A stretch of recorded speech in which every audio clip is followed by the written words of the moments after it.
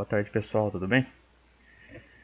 Hoje nós vamos então dar andamento às nossas aulas de Química. Como na semana passada nós vimos um pouco sobre a isomeria geométrica, que faz parte da isomeria espacial, hoje nós vamos ver o segundo tipo de isomeria espacial que existe, que é a isomeria óptica. Então, isomeria óptica, que vai ser o assunto da nossa aula de hoje. Esses aqui são os slides da aula de isomeria geométrica. Então, agora começando a parte de isomeria óptica. O que é a isomeria óptica, Os isômeros ópticos. Eles são um tipo de isômeros espaciais que eles têm um comportamento diferente quando as substâncias deles são submetidas a um feixe de luz polarizada. Então, a gente vai ver o que é essa luz polarizada. Mas, por exemplo, uma determinada substância, um determinado isômero, ele tem a capacidade de desviar o sentido dessa luz polarizada em um sentido, enquanto o outro isômero ele desvia a luz polarizada no sentido oposto.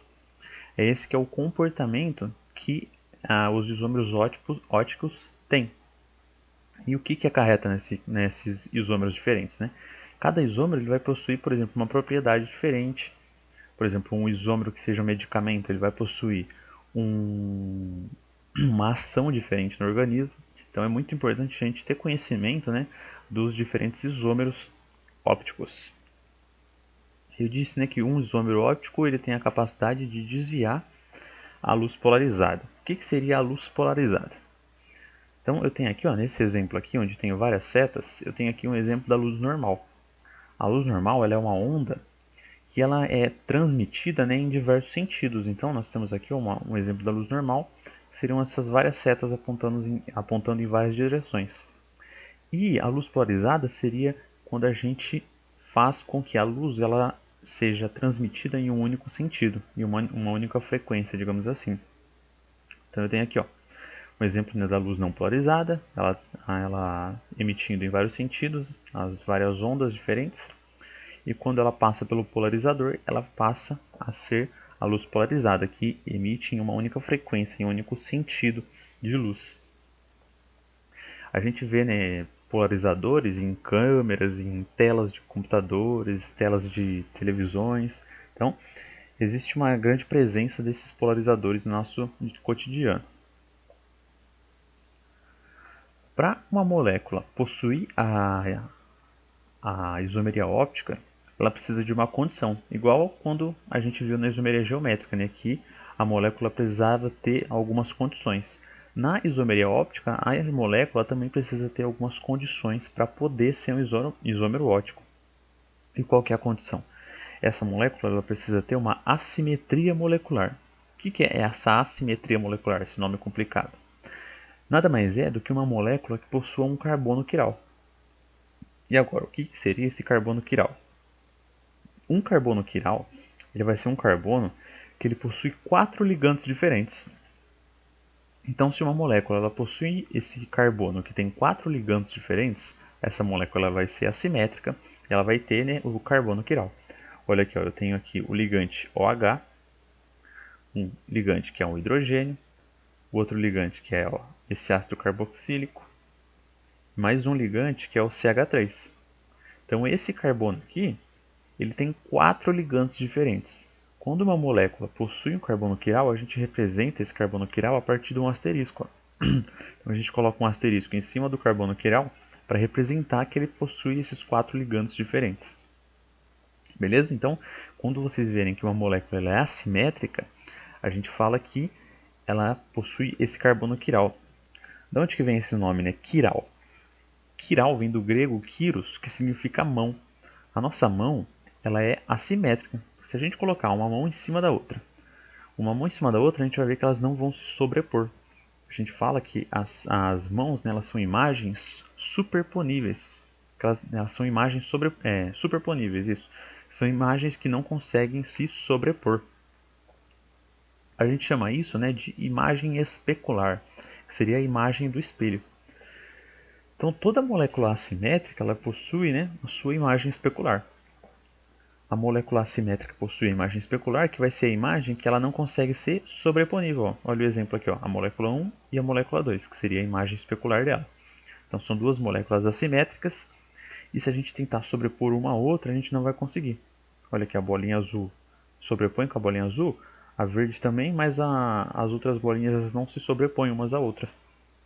Então é por isso que essa molécula ela é assimétrica. Ela não possui uma simetria. Beleza? E essas moléculas aqui, ó, a molécula 1 e a molécula 2, que é uma imagem especular da outra, a gente chama essas duas espécies de enantiômeros. Enantiômeros são duas espécies, né, de moléculas que são assimétricas, uma a imagem especular da outra. Então, nós temos aqui de novo um exemplo. Ó. Uma molécula que possui o carbono quiral, e a imagem especular dela, né, também possui o carbono quiral, são duas moléculas que não são sobreponíveis. Então aqui nós temos um exemplo de isomeria óptica. Uma dessas moléculas ela desvia a luz polarizada em um sentido e a outra molécula ela desvia a luz polarizada em outro sentido. Isso que eu falei que é o comportamento de um isômero óptico. Quando a molécula ela desvia a luz polarizada aqui, ó, para a direita, então ela desviou a luz polarizada para a direita, igual tem o exemplo aqui. Se a molécula desvia a luz polarizada para a direita, a gente chama essa molécula de destrógeno. A gente representa ou pelo D entre parênteses ou pelo mais entre parênteses. Beleza? Então, quando vocês verem na frente do nome do composto esse D ou esse mais, quer dizer que essa molécula ela desvia a luz polarizada para a direita. Ou ela é destrógena. E quando a molécula ela desvia a luz polarizada para a esquerda, a gente fala que essa molécula ela é levógera. A gente representa ou pelo L ou pelo negativo, pelo menos, beleza? Então é assim que a gente representa os isômeros ópticos, pelo D ou pelo L ou pelo mais ou pelo menos, belezinha? Então o que eu falei, ó, são moléculas, né, que possuem o carbono quiral. Uma possui a imagem especular da outra, né? São moléculas que não são sobreponíveis. E esse tipo de moléculas são chamadas de enantiômeros, como eu disse em alguns slides. E esse aqui, ó, é um exemplo muito clássico que ocorreu muitos anos atrás, que era um do medicamento chamado talidomida. Esse medicamento aqui, ó, nós temos aqui os dois enantiômeros, né, as duas moléculas de talidomida. Um que é o enantiômero positivo, né, o destrógeno, o outro é o enantiômero negativo, que é o levógeno. Por que eu trouxe esse exemplo? Porque antigamente a gente não tinha o conhecimento desses isômeros ópticos. Um dos isômeros da talidomida, ele tinha o efeito de causar, ele era uma espécie de um sedativo, igual está aqui, ó. Esse sedativo ele era muito utilizado em mulheres grávidas para amenizar os enjoos que elas tinham durante né, durante o período de gravidez delas. E o outro enantiômero da talidomida, ele causava a malformação nos bebês. Então ele causava, né, a malformação nas crianças que essas mulheres grávidas carregavam. E esse que foi o grande o motivo alarmante que ocorreu durante o uso da talidomida, que eles não tinham esse conhecimento. E as mulheres, né, algumas vezes elas tomavam o isômero positivo, né, o isômero de estrógeno, e outras vezes elas tomavam o negativo. Então, nesse período, muitas mulheres acabaram tendo bebês com má formação. E depois de estudos, né, eles descobriram justamente a causa dessa má formação nas crianças nessa época. Então, se a pessoa tomasse esse enantiômero, esse isômero óptico da talidomida, eles iam ter algumas consequências graves na criança que iria nascer. Belezinha? Seguindo então, nós temos aqui, ó, o caso de uma mistura racêmica. O que seria uma mistura racêmica? Eu pego lá 2 frascos. Vamos supor aqui, ó, de novo o exemplo da talidomida. Eu pego aqui, ó, 50 gramas de talidomida, do isômero positivo da talidomida, mais 50 gramas do isômero negativo, né, do destrógeno e do levógeno. Então eu tenho quantidades iguais dos dois enantiômeros. Eu misturo esses dois enantiômeros em um mesmo frasco, então eu vou ter uma mistura de 50% de cada um, em quantidades iguais. Quando eu tenho uma mistura em quantidades iguais dos dois isômeros, D e L, eu vou ter o que eu chamo, né, de mistura racêmica. Essa mistura ela é considerada opticamente inativa. Ela não vai desviar a luz polarizada nem para um sentido nem para o outro, justamente porque eles ambos estão presentes em proporções iguais. Beleza? Então, se vocês virem esse nome, mistura racêmica, é uma mistura em proporções iguais de dois enantiômeros, T e L. Nós temos aqui então um exercício para a gente praticar um pouco dessa parte da isomeria espacial, da isomeria óptica. Um exercício do Enem que vai falar justamente do caso da talidomida, que eu dei de exemplo agora há pouco para vocês. A talidomida é um sedativo leve e foi utilizado no tratamento de náuseas comuns no início da gravidez. Quando foi lançado, era considerada segura para o uso de grávidas, sendo administrada com uma mistura racêmica composta pelos seus dois enantiômeros, R e S. Eles também têm esse nome de RS ou D e L, que nem eu disse, tá? Entretanto, não se sabia na época que o enantiômero S levava a má formação congênita, afetando principalmente o desenvolvimento normal dos braços e pernas do bebê. Essa má formação congênita ocorre porque esses enantiômeros, aí nós temos aqui as 5 alternativas. Então, por que ocorre, né, essa má formação congênita na administração da talidomida? Os enantiômeros eles reagem entre si? Não. Quando nós temos uma mistura racêmica, os enantiômeros eles não vão reagir entre si. Eles vão estar lá só presentes em proporções iguais, mas não vão estar reagindo. Não podem ser separados. Na verdade, eles podem ser separados sim.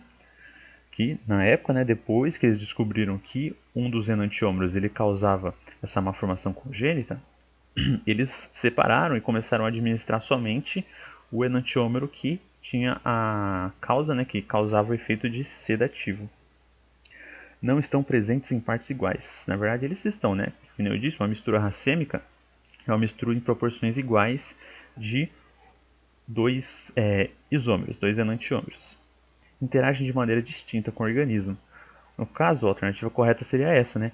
Um dos enantiômeros ele interage causando o efeito de sedativo e o outro causa o efeito de malformação.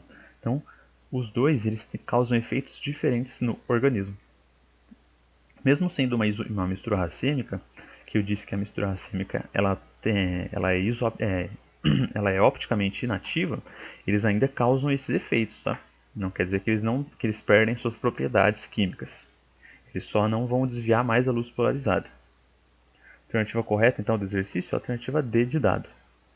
Vamos ver aí, ó. São estruturas com diferentes grupos funcionais. Na verdade, não, né?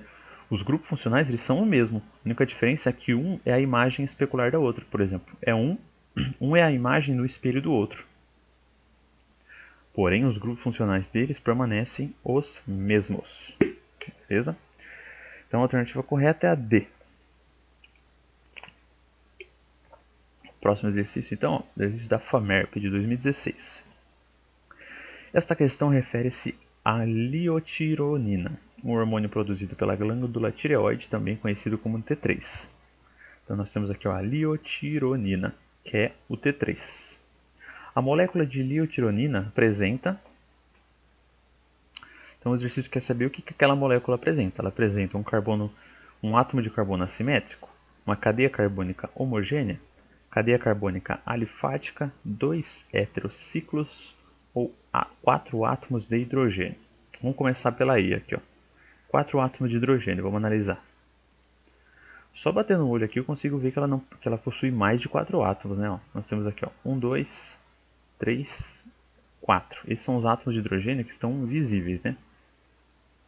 Mas, por exemplo, aqui, ó, nesse carbono aqui, nós temos mais 2 átomos de hidrogênio. Aqui nós temos mais um átomo de hidrogênio. Aqui também nós temos mais um átomo de hidrogênio. Aqui mais um. Então, não possui somente 4 átomos de hidrogênio, né? 4 átomos de hidrogênio são os que estão representados, mas nós temos os outros átomos que não são representados nessa forma de bastão aqui. Então a alternativa I está incorreta. A D, 2 heterociclos. O que seriam esses heterociclos, né? São os ciclos heterogêneos. São cadeias cíclicas que são heterogêneas entre si, né? Na verdade, nós temos duas cadeias cíclicas, né? Só que elas não são heterogêneas. Ó. As cadeias cíclicas aqui, elas são homogêneas, elas só possuem átomos de carbono e hidrogênio, como a gente pode ver. Ó. Então, a alternativa D também está incorreta. A C, cadeia carbônica alifática. Cadeia carbônica alifática é uma cadeia carbônica que é aberta, né? Que é uma cadeia carbônica aberta que não possui ciclos. Então está incorreto aqui, ó. Nós temos, né, duas cadeias fechadas cíclicas. Nisso, a alternativa C já está incorreta. Cadeia carbônica homogênea. Se a gente observar, ó, nós temos aqui já esse átomo de oxigênio, que é um heteroátomo. No caso, né, seria somente esse o heteroátomo, mas justamente por causa desse oxigênio que essa cadeia ela não vai ser homogênea. Esse átomo de oxigênio está entre os átomos de carbono, né, então ele faz com que a cadeia ela seja heterogênea. Então a alternativa B também está incorreta. Sobrando nesse caso somente a alternativa A, que é o átomo de carbono assimétrico. Aonde que está presente o átomo de carbono assimétrico dessa molécula aqui, ó? Se a gente for observar, uma dica que eu posso dar para vocês. Se vocês veem que um átomo de carbono está fazendo uma ligação dupla, ele já não vai conseguir ser um átomo de carbono assimétrico. Por quê? Porque se esse átomo de carbono ele já tem uma ligação dupla, ele não tem como ter outros 4 ligantes diferentes. Por quê? Porque ele já está fazendo 2 ligações, então ele vai poder ter no máximo mais 3 ligações. Então, não tem como um carbono que tenha ligação dupla ser quiral. Beleza? Então, nós temos que analisar aqui, né, os átomos de carbono que não têm ligação dupla. Se a gente fosse ver, ó, no caso esse daqui não tem ligação dupla. Só que esse carbono aqui, ó, eu vou representar, fazer um quadrado aqui, ó, e vou representar ele aqui. Temos aqui o átomo de carbono. Aqui, ó, nós temos essa parte da cadeia, né? Então nós temos esse ciclo aqui. Vou representar assim. Nós temos aquele ciclo ali. E nós temos aqui, ó, um átomo de hidrogênio, outro átomo de hidrogênio, e depois vem essa parte da cadeia aqui, ó, que é o carbono ligado ao nitrogênio aqui, ligado às outras partes. Só de observar, eu sei que esse átomo de carbono ele tem 2 ligantes iguais, que seriam esses 2 hidrogênios. Como esse átomo de carbono tem 2 ligantes iguais, não tem como ele ser um carbono quiral. Então, aquele ali já não é o carbono quiral. Então, qual que vai ser o carbono quiral dessa molécula aqui? O carbono quiral dessa molécula está presente, ó, aqui. Este que é o carbono quiral. Vou representar ele aqui, ó. Então, nós temos aqui o carbono quiral, né? Eu já até coloco o asterisco, que eu sei que ele é o quiral. Aqui na parte de baixo, ó, ele tem aqui um grupo NH2.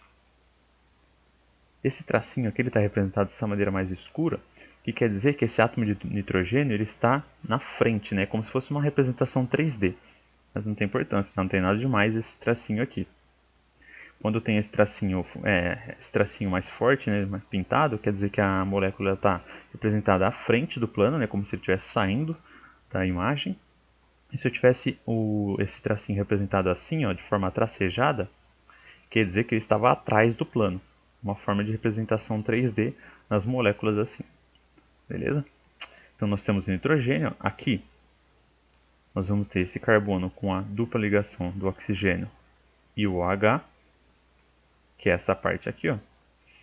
Aqui nós vamos ter o carbono, que está ligado a todo esse ciclo aqui. E aqui em cima nós temos um hidrogênio. Então, se nós formos observar, as 4 partes da molécula elas são diferentes. Aqui tem o carbono e aqui tem também. Mas os ligantes que estão nos carbonos, né, eles são diferentes. Ó. Aqui nós temos a dupla ligação de oxigênio e o OH. E aqui nós temos toda essa cadeia aqui, ó. Então, são todos ligantes diferentes. Por isso que esse carbono aqui é um carbono quiral. Então, representa aqui, ó, pelo asterisco. Fechou? Alternativa correta, então, como eu disse, é a alternativa A. Beleza, pessoal? Então, essa parte, né, de isomeria espacial a gente finaliza por aqui. Eu vou ver se na próxima aula eu trago alguns exercícios para a gente praticar mais essa parte de isomeria espacial. Beleza? Qualquer dúvida, então, vocês podem me procurar na monitoria, que vai ser na sexta-feira. E até a próxima aula, pessoal. Tchau, tchau.